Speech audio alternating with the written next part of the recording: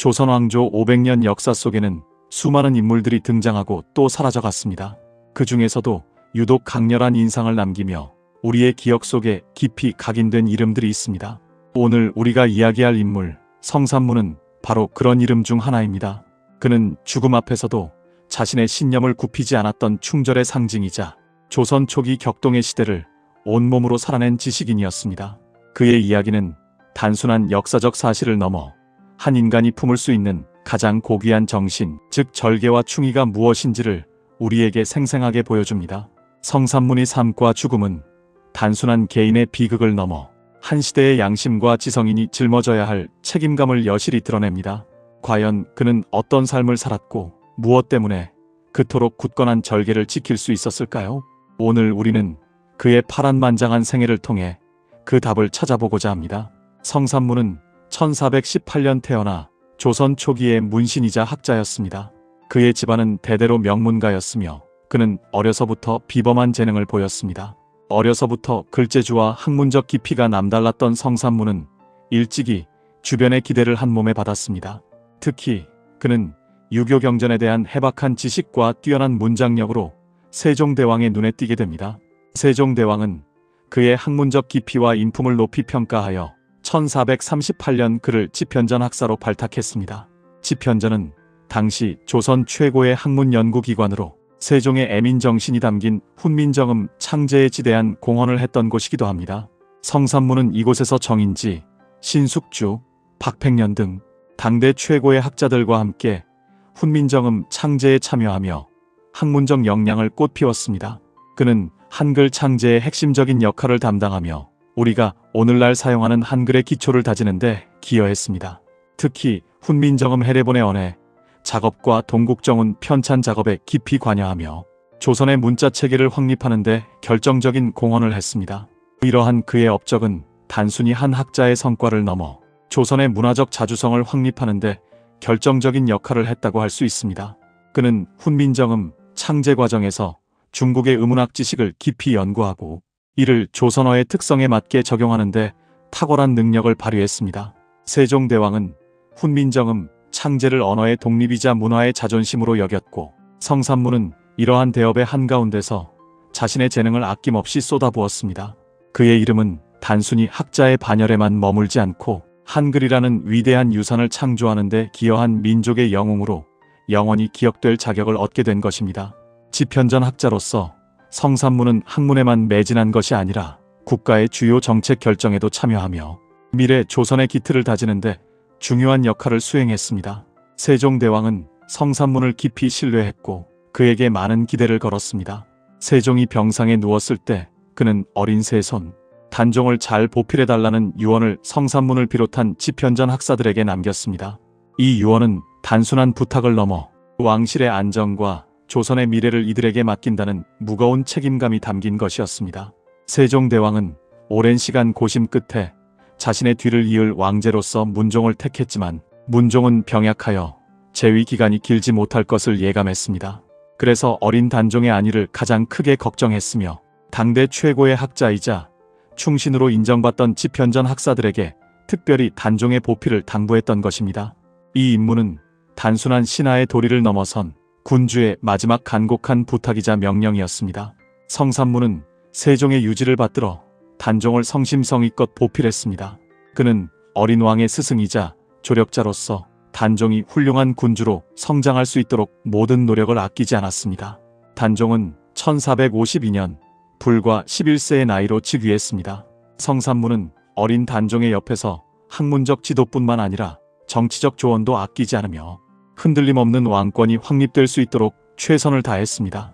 그는 단종이 아직 나이가 어렸기에 섭정의 필요성을 느끼면서도 왕권의 정통성과 권위를 최대한 유지하려 노력했습니다. 그에게 단종은 단순히 어린 왕이 아니라 세종대왕의 정신을 이어받은 정통성 있는 조선의 군주였습니다. 이러한 신념은 훗날 그가 어떠한 고난 속에서도 굳건히 자신의 길을 갈 수 있었던 정신적 토대가 되었습니다.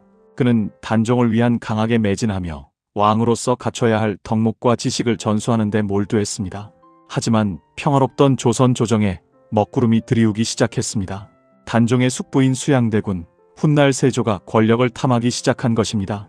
수양대군은 왕실의 최고 실력자로서 막강한 무력을 소유하고 있었으며 뛰어난 무예와 권모술수에 능한 인물이었습니다. 그는 점차 조정의 실권을 장악해 나갔습니다.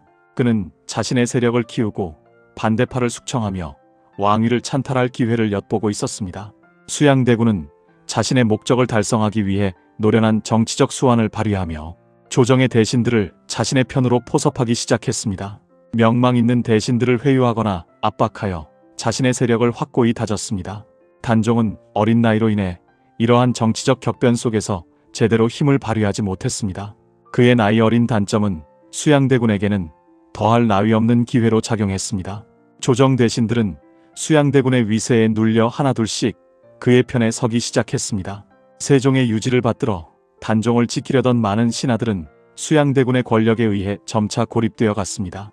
성삼문은 이러한 상황을 지켜보며 깊은 불안감과 위기감을 느꼈습니다. 그는 어린 단종의 안전과 조선 왕실의 정통성을 수호해야 한다는 책임감에 무거운 짐을 느꼈습니다. 그의 마음속에서는 세종대왕과의 약속 그리고 군신으로서의 도리가 충돌하며 고뇌에 빠져들었습니다. 결국 1453년 수양대군은 계유정난이라는 충격적인 쿠데타를 일으켜 김종서, 황보인 등 단종의 주요 대신들을 살해하고 권력을 장악했습니다. 이는 어린 왕의 권위를 송두리째 무너뜨리는 충격적인 사건이었습니다. 한명회, 권람 등 수양대군의 신복들은 철저한 계획하에 궁궐을 장악하고 반대 세력을 일거에 제거했습니다. 이 과정에서 피비린내 나는 숙청이 이어졌고 많은 충신들이 이유도 모른 채 죽임을 당하거나 유배를 떠나야 했습니다. 성삼문은 이 모든 과정을 지켜보며 깊은 비통함과 분노를 느꼈습니다. 그는 세종대왕의 유지를 저버리고 왕위를 찬탈하려는 수양대군의 행위를 도저히 용납할 수 없었습니다. 그에게는 왕실의 안녕과 정통성을 지키는 것이 가장 중요한 가치였습니다. 그는 수양대군의 행위를 단순히 권력 다툼으로 보지 않았습니다. 그것은 군신 관계의 근본을 흔들고 조선의 도덕적 기강을 무너뜨리는 행위라고 보았습니다. 계유정난 이후 수양대군은 단종을 강제로 폐위하고 스스로 왕위에 오릅니다. 이로써 단종은 상황으로 물러나게 되고 수양대군은 세조라는 이름으로 조선의 7대 임금이 됩니다. 이 과정에서 세조는 단종에게 선의를 강요하는 형식을 취했지만 이는 사실상의 강제적 찬탈이었습니다. 성삼문은 수양대군이 왕위에 오르는 것을 묵묵히 지켜볼 수밖에 없었지만 그의 마음속에는 이미 불타는 복수심과 충절이 자리잡고 있었습니다. 그는 세조의 왕위 찬탈을 결코 정당한 것으로 인정할 수 없었습니다. 그에게 진정한 왕은 여전히 단종이었습니다. 그래서 그는 동료 학자들과 함께 단종의 복위를 계획하기 시작했습니다. 이들은 단종이 다시 왕위에 오르고 정통성이 회복되는 것이 조선의 도리이자 유교적 대의 명분을 바로 세우는 길이라고 굳게 믿었습니다. 그들은 자신들의 목숨을 걸고라도 이 대의를 실현해야 한다고 생각했습니다. 단종 복위 운동은 성삼문을 비롯해 박팽년, 하위지, 이계, 유성원, 김질 등 지편전 학자들을 중심으로 은밀하게 진행되었습니다. 이들은 자신들의 목숨을 걸고라도 단종을 다시 왕위에 앉히겠다는 굳은 결의를 다졌습니다. 이 6명의 충신들은 후대의 사육신이라 불리며 조선의 충절을 상징하는 인물들이 됩니다. 이들은 주로 군사적인 방법을 통해 세조를 제거하고 단종을 복위시키려 했습니다. 명나라 사신이 조선을 방문하는 연회에서 세조를 제거하고 그 틈을 타 단종을 다시 왕위에 옹립하려던 치밀한 계획을 세웠습니다. 그들은 병력을 동원하고 무기를 준비하며 은밀하게 동조 세력을 규합했습니다.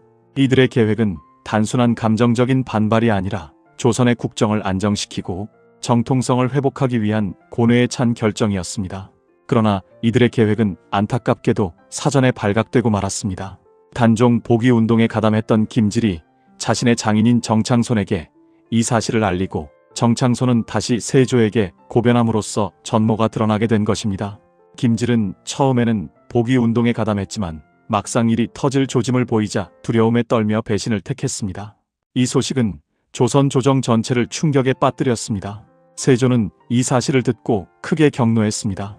자신의 왕위에 도전하는 행위를 용서할 수 없었기 때문입니다. 세조는 단종 복위 운동에 가담한 모든 인물들을 체포하도록 명했습니다. 성삼문은 체포되어 의금부로 끌려갔고 그곳에서 혹독한 고문을 당했습니다. 그의 몸은 가혹한 고문으로 만신창이가 되었지만 그의 정신은 조금도 꺾이지 않았습니다. 곤장을 맞고 살점이 찢겨나가는 고통 속에서도 그는 굳건히 자신의 신념을 지켰습니다. 세조는 직접 성산문을 신문하며 회유하려 했습니다. 내가 왕위에 오른 것이 어찌 천명이 아니겠는가? 너희들이 모반을 꾀하는 것은 대역죄이다. 이제라도 뉘우치면 목숨을 보전할 수 있을 것이다. 라고 설득했습니다. 그러나 성산문은 끝까지 세조를 날이라고 부르며 왕으로 인정하지 않았습니다. 그는 심지어 세조에게 자신이 받은 녹봉은 모두 단종의 것이었음을 주장하며 자신의 몸에 칼집을 내어 피를 받아낸 뒤 내가 받은 녹봉은 오직 단종의 것이었으니 이제 그 피로 그 은혜를 갚겠다고 말하며 그 피를 땅에 뿌리는 충격적인 행동까지 보였습니다. 이는 세조의 왕위 찬탈이 부당하며 자신은 여전히 단종의 신하임을 만천하에 드러내는 상징적인 행위였습니다. 그는 고문당하는 중에도 시를 읊으며 자신의 결백과 충절을 표현했습니다. 그의 언행 하나하나가 세조의 권위에 정면으로 도전하는 것이었습니다. 이러한 그의 태도는 세조에게 큰 충격과 동시에 극심한 분노를 안겨주었습니다. 세조는 성산문의 불굴의 기계에 놀라면서도 자신의 왕위 정당성을 부정하는 그의 모습에 극도로 격분했습니다. 세조는 성산문에게 죽음보다 더한 고통을 주려 했지만 성산문은 오히려 담담하게 죽음을 받아들일 준비가 되어 있었습니다. 그는 죽음 앞에서도 조금도 두려워하는 기색 없이 자신의 신념을 굳건히 지켰습니다. 그의 눈빛은 흔들림 없었고 그의 목소리는 조금도 떨리지 않았습니다. 고문으로 인해 온몸이 만신창이가 되었음에도 불구하고 마지막까지 단종에 대한 충절을 잃지 않았습니다. 그의 이러한 모습은 당시 수많은 사람들에게 깊은 감명을 주었으며 동시에 세조의 폭정에 대한 경고가 되기도 했습니다. 백성들은 그의 충절에 감탄했고 세조의 찬탈에 대한 비난 여론이 은밀하게 확산되는 계기가 되었습니다. 성산문은 자신의 죽음이 헛되지 않을 것이라는 것을 확신했습니다. 그의 죽음은 단순한 개인의 소멸이 아니라 불의에 저항하는 정신의 영원한 발현이 될 것임을 알았습니다. 결국 성산문은 박팽년, 하위지, 이계, 유성원, 유응부, 김문기 등과 함께 사육신으로 불리며 처형당했습니다. 이들의 죽음은 단순한 처형이 아니었습니다. 이는 조선 사회에 깊은 충격과 상처를 남겼고 동시에 후대의 길이 기억될 충절의 상징으로 남게 되었습니다. 그들의 죽음은 단종 복위 운동의 실패를 의미했지만 동시에 불의에 항거하는 지식인의 용기 있는 모습을 보여주었습니다. 그들의 시신은 길가에 버려져 수습되지 못했지만 이들의 충절은 백성들의 마음속에 영원히 살아남았습니다. 성산문은 처형되기 직전 격쟁시라는 마지막 시를 남겼습니다. 이 시는 그의 굳은 절개와 불의에 대한 저항 정신이 고스란히 담겨 있습니다. 그는 죽음 앞에서도 결코 굴하지 않는 한 인간의 숭고한 정신을 보여주었던 것입니다. 그의 시는 다음과 같습니다. 목숨이 달아나고 육체가 죽는 것은 한 번 태어나면 누구도 피할 수 없는 이치이거늘 나의 마음은 임금께 향한 붉은 마음 이 마음은 천년을 가도 변치 않으리 복수하지 못하고 간 것이 한이 된다 한들 어찌 헛되이 명예를 팔아살랴 밝은 해 아래 홀로 서서 충절을 지키려니 달을 보며 한숨 짓는 눈물만 흐르네. 이 시는 그의 비장한 각오와 불멸의 충정을 담고 있습니다. 그는 자신의 죽음을 통해 불의한 권력에 대한 저항 정신을 후대에 전달하고자 했던 것입니다. 성산문의 죽음 이후 그의 가족들은 멸문지화를 당했습니다. 그의 아버지 성승을 비롯하여 동생 성삼성, 성삼고 그리고 아들들까지 모두 처형당하는 비극을 맞았습니다. 그의 집안은 풍비박산났고 그의 후손들은 뿔뿔이 흩어져 살아야 했습니다.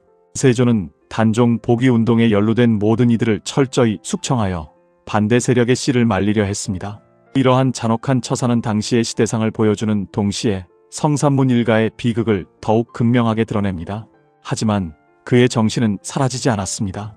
오히려 시간이 흐를수록 더욱 빛을 발하며 많은 사람들에게 귀감이 되었습니다. 백성들은 그의 충절을 잊지 않고 기억했습니다. 조선 후기 숙종대에 이르러 그는 신원되어 충절의 상징으로 추앙받게 됩니다. 1691년 숙종 17년에 복권되어 관직이 추중되고 이조판서와 좌찬성에 추중되었으며 노산군단종 복위가 이루어지면서 그의 충절은 공식적으로 인정받게 되었습니다. 이후 그는 서원과 사당에 배양되어 제사를 받게 됩니다. 그의 충절은 시대를 초월하여 오늘날까지도 많은 사람들에게 회자되고 있습니다. 특히 그는 오늘날까지도 충청남도 홍성의 노은단과 서울 노량진의 사육신묘에 모셔져 매년 추모되고 있습니다. 성산문의 이야기는 단순히 한 개인의 비극적인 삶을 넘어 역사의 중요한 전환점에서 한 인간이 어떤 선택을 할 수 있는지를 보여줍니다. 그는 안락한 삶을 포기하고 자신의 신념을 위해 죽음도 불사했습니다. 그의 절개는 단순한 고집이 아니라 옳다고 믿는 것에 대한 흔들림 없는 확신에서 비롯된 것이었습니다. 그는 세종대왕의 유지를 받들어 단종을 지키는 것이 유교적 대의에 합당하다고 보았고 그 신념을 위해 자신의 모든 것을 바쳤습니다. 이러한 그의 삶은 우리에게 진정한 용기와 신념이란 무엇인지 다시 한번 생각하게 합니다. 과연 우리는 불의 앞에서 어떤 선택을 할 수 있을까요? 개인의 안위와 집단의 정의 사이에서 어떤 가치를 우선시할 수 있을까요? 그의 이야기는 시대와 공간을 초월하여 영원한 질문을 던집니다. 오늘날 우리는 성산문의 이야기를 통해 무엇을 배울 수 있을까요? 아마도 그것은 불의에 맞서는 용기, 그리고 자신의 신념을 지키는 굳건한 의지일 것입니다. 격동하는 시대 속에서 자신의 소신을 굽히지 않았던 성산문의 삶은 오늘날 우리에게도 많은 시사점을 던져줍니다. 그의 삶은 한 시대의 지성인이자 양심이 불의에 어떻게 저항할 수 있는지를 보여주는 역사적 증거이며 동시에 우리에게 끊임없이 질문을 던지는 거울과도 같습니다. 우리는 그의 삶을 통해 진정한 충절의 의미를 되새기고 현대 사회에서 우리가 지켜야 할 가치는 무엇인지 고민하게 됩니다. 여러분은 자신의 신념을 위해 무엇까지 할 수 있을까요? 그리고 여러분이 생각하는 진정한 충절과 의리는 무엇인가요? 댓글로 여러분의 생각을 공유해 주세요.